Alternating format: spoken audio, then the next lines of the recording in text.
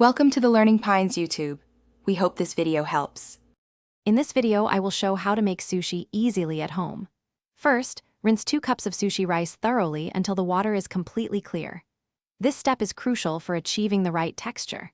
Next, cook the rinsed rice with 2 1/2 cups of water in your rice cooker. While the rice cooks, prepare your sushi vinegar mixture.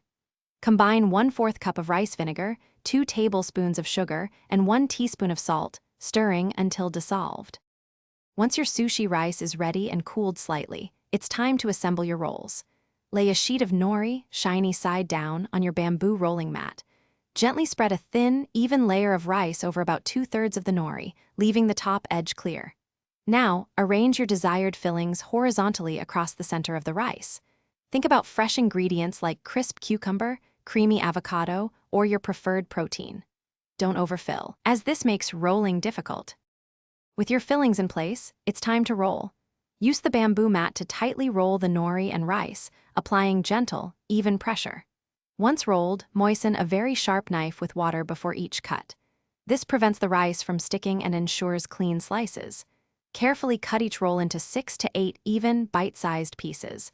Arrange your beautiful sushi on a platter and serve immediately with soy sauce, ginger, and wasabi. For the best sushi experience, always prioritize fresh, high-quality ingredients.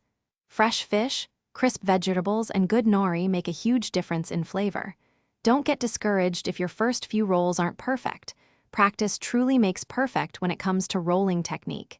Keep experimenting with different fillings to find your favorites.